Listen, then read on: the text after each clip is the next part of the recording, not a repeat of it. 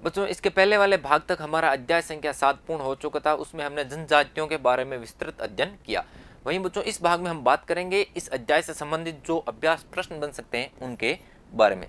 देखें, पहला प्रश्न है, आप एक ऐसे खानाबदोश समुदाय के सदस्य हैं जो हर 3 महीने बाद में अपना निवास स्थान बदलता है, इसका आपके जीवन पर क्या प्रभाव पड़ेगा।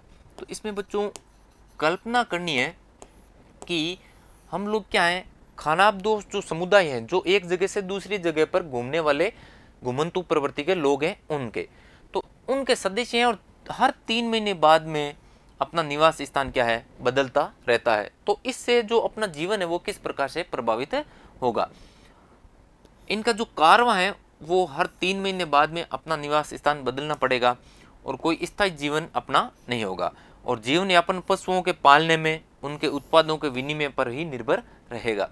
शिक्षा, स्वास्थ्य या फिर इस प्रकार की कोई व्यवस्था है वो अपने लिए नहीं होगी और हमारे व्यक्तित्व का विकास भी इस तरह की जो जीवन यापन की शैली है इससे रुक जाएगा। अब शुरू करते हैं प्रश्न संख्या 1। इनको क्या करना है, मिलाना है। तो पहले बात करते हैं गढ़ की। तो गढ़ का संबंध है बच्चों 84 से। टांडा की बात करें तो टांडा क्या होता था बच्चों, इनका जो कारवां होता था उसको किस नाम से जानते थे, टांडा के नाम से जानते थे। जो श्रमिक हैं, श्रमिकों को पाइक के नाम से जाना जाता था। कुल की बात करें तो कुल को खेल बोला जाता था। शिव सिंह की बात करें तो इनका संबंध था अहोम राज्य से और दुर्गावती की बात करें तो इस रानी का या राजकुमारी का संबंध था गढ़ कटंगा के क्षेत्र से। प्रश्न संख्या 2, रिक्त स्थानों की पूर्ति करें। वर्णों के भीतर पैदा होने वाली नई जातियां क्या कहलाती थी। ये नई जातियां बच्चों श्रेणियां कहलाती थी। प्रश्न संख्या 2, अहोम लोगों के द्वारा लिखी गई जो ऐतिहासिक कृति है उसका नाम था बच्चों बुरंजी। ये अहोमों के बारे में ऐतिहासिक कृति है जो हमें अहोमों की संस्कृति के बारे में ज्ञान प्रदान करती है। इस बात का उल्लेख किया है कि गढ़ कटंगा में 17,000 गांव थे। तो अबुल फजल के द्वारा जो अकबरनामा ग्रंथ लिखा गया है उसमें इस बात का उल्लेख है कि गढ़ कटंगा के क्षेत्र में क्या थे, 17,000 गांव थे। अंतिम प्रश्न है, बड़े और ताकतवर होने पर जनजातीय राज्यों ने जो मंदिर हैं वो बनवाए और जो ब्राह्मण हैं इनको क्या दी, जमीनें दान में दी। तो इस प्रकार से ये रिक्त स्थानों वाला प्रश्न पूर्ण होता है। अगला प्रश्न है बच्चों सही और गलत बताना है और जिसमें पहला प्रश्न है, जनजातीय समाजों के पास में समृद्ध वाचक परंपराएं थी, अर्थात इनके पास में जो मौखिक परंपराएं थी और वो एक पीढ़ी से दूसरी पीढ़ी में हस्तांतरित होती रहती थी, इसलिए ये प्रश्न क्या है, पूर्णतः सत्य है। उपमहाद्वीप के उत्तर और पश्चिमी भाग में कोई भी जनजातीय समुदाय नहीं था। बच्चों उत्तरी पश्चिमी भाग में बहुत सारे जनजातीय समुदाय थे, इसलिए ये क्या है, प्रश्न गलत है। गोंड राज्यों में अनेक नगरों को मिलाकर 84 बनता था। अनेक नगरों को मिलाकर नहीं बनता था, अनेक गांवों को मिलाकर 84 का निर्माण होता था, इसलिए ये प्रश्न भी क्या है, गलत है। भील उपमहाद्वीप के उत्तरी पूर्वी भाग में रहते थे। उत्तरी पूर्वी भाग में नहीं रहते थे बच्चों, ये रहते थे उत्तरी पश्चिमी या फिर जो भारत का पश्चिमी मध्य वाला भाग है वहां पर भीलों का क्या था, निवास स्थान था। अब देखें प्रश्न संख्या 4 है, खानाबदोश पशु चारकों और एक जगह बसे हुए खेतीहरों के बीच में किस तरह का विनिमय होता था।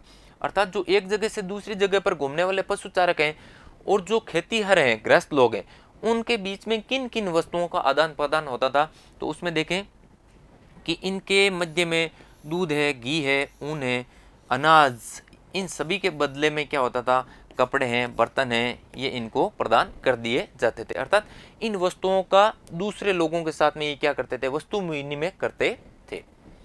प्रश्न संख्या 5, अहोम राज्य का प्रशासन कैसे संगठित था। देखें कि अहोम समाज कुल में विभाजित था और इस कुल को क्या बोलते थे, खेल कहते थे।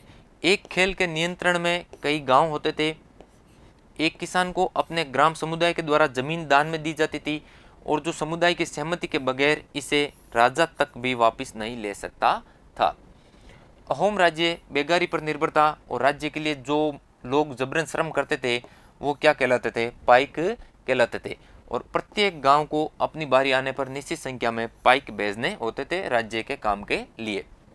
अहोम राज्य में एक जनगणना भी की गई और इस जनगणना के माध्यम से क्या किया गया, एक ऐसा क्षेत्र जहां पर जनसंख्या क्या थी बच्चों, अधिक थी, उस क्षेत्र से जनसंख्या का स्थानांतरण एक ऐसे क्षेत्र में किया गया जहां पर लोग या जनसंख्या क्या थी, कम थी। इससे जो अहोमों के कुल है वो क्या हो गए, टूट गए। और 17वीं शताब्दी तक आते आते अहोम प्रशासन क्या हो गया, काफी कुछ केंद्रीकृत हो गया। और अहोमों में सभी वयस्क पुरुष प्राय युद्ध के दौरान अपनी सेवाएं सेना में देते थे और दूसरे समय में वे सार्वजनिक निर्माण कार्यों में, बांध है, सिंचाई व्यवस्था है आदि निर्माण कार्यों में ये जुटे रहते थे। इस प्रकार से इस प्रश्न में हमने देखा कि जो अहोमों की प्रशासनिक व्यवस्था है वो किस प्रकार से संगठित थी। प्रश्न संख्या 6, वर्ण आधारित समाज में क्या परिवर्तन आए। तो वर्ण आधारित समाज में क्या हुआ बच्चों, वर्णों के भीतर ही छोटी छोटी जातियां उभरने लग गई और अर्थव्यवस्था और समाज की जरूरतें बढ़ती गई, नए हुनर वाले लोगों की आवश्यकता पड़ी। वर्णों के भीतर छोटी छोटी जातियां उभरी और ब्राह्मणों के बीच में भी नई जातियां सामने आने लगी। कई जनजातियों और सामाजिक समूहों को जाति का दर्जा ब्राह्मणों के द्वारा दिया गया। शिल्पियों को भी जाति के रूप में मान्यता ब्राह्मणों के द्वारा दे दी गई।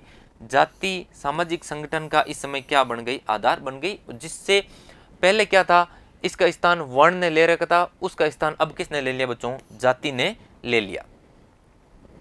प्रश्न संख्या 7, एक राज्य के रूप में संगठित हो जाने के बाद जनजातीय समाज कैसे बदला। देखें, जनजातीय समाज ब्राह्मणों की सहायता से जाति व्यवस्था का भाग धीरे धीरे बन गया। ब्राह्मणों ने इन जनजातियों को जाति का दर्जा देना प्रारंभ कर दिया। मूलतः जो बराबरी वाला समाज था वो धीरे धीरे असमान सामाजिक वर्गों में क्या हो गया, विभाजित हो गया, टूट गया। प्रमुख जनजातीय परिवार क्या थे, शासक वर्ग बन गए थे और विशेषकर बात करें तो राजपूत वर्ग। और बहुसंख्यक जो जनजातीय आबादी है वो छोटी छोटी जातियों में ही शामिल हो गई। ब्राह्मण लोगों ने गोंड और अहोम राजाओं से अनुदान में भूमि प्राप्त की और अधिक प्रभावशाली बन गए ब्राह्मण लोग। जनजातीय लोगों ने प्राय हिंदू धर्म को क्या किया, अपना धर्म बना लिया और उन्होंने अपनी परंपराओं को भी इसके साथ में जारी रखा। प्रश्न संख्या 8, क्या बंजारे लोग अर्थव्यवस्था के लिए महत्वपूर्ण थे। अर्थात जो बंजारे लोग हैं खानाबदोश प्रवृत्ति के हैं, एक स्थान से दूसरे स्थान पर वस्तुओं का आदान प्रदान ये करते रहते थे, खरीद फरोख्त करते रहते थे। उनका अर्थव्यवस्था में किस प्रकार से योगदान है, तो देखें कि वे घुमंतु व्यापारी थे और व्यापारिक गतिविधियों को नियंत्रित भी करते थे। एक स्थान पर उपलब्ध जो सस्ता सामान है उसको खरीद कर दूसरे स्थान पर बंजारों के द्वारा बेचा जाता। वे ग्रामीण क्षेत्रों में कृषि उत्पादों को अपनी बैलगाड़ियों से शहरों तक लाते थे और कभी कभी बंजारों को बड़े व्यापारियों के द्वारा व्यापार के उद्देश्य से भी नियुक्त किया जाता था। मुगल सेना के बारे में हमने बात की थी कि उनके अनाज की जो आपूर्ति है वो इन्हीं बंजारों के द्वारा की जाती थी। प्रश्न संख्या 9, गोंड लोगों का इतिहास अहोमों के इतिहास से किन मायनों में भिन्न था और इनमें क्या कोई समानता भी थी। गोंड और अहोमों का यहाँ पर तुलनात्मक विवरण प्रस्तुत करना है। तो देखें, जो भिन्नताएं हैं उनके बारे में बात करें कि गोंड है वो गोंडवाना प्रदेश की प्रमुख जनजाति है। पहली विशेषता या फिर जो वो विभिन्नता है वो क्षेत्र के आधार पर देखते हैं, जबकि अहोम जो जनजाति है वो ब्रह्मपुत्र की घाटी में क्या कर रही है, निवास करती थी। गोंड इस उपमहाद्वीप के मूल निवासी थे, जबकि अहोम क्या थे बच्चों, म्यांमार से आकर इस उपमहाद्वीप के उत्तरी पूर्वी भाग में बसी हुई जनजाति थी। गोंड आग्नेयास्त्रों का प्रयोग नहीं जानते थे, जबकि अहोम क्या है, उच्च स्तरीय बारूद और तोपों के निर्माण में सक्षम थे। गोंड स्थानांतरित कृषि करते थे, जबकि अहोम स्थानांतरित कृषि नहीं करते थे। गोंड का राज्य अहोम के राज्य से क्या था, बड़ा था। क्षेत्रफल गोंडों का अधिक था। गोंड राज्य बेगारी पर निर्भर नहीं था, जबकि अहोम राज्य बेगारी पर निर्भर था और जो बेगारी करने वाले जो मजदूर होते थे उनको पाइक के नाम से जाना जाता था।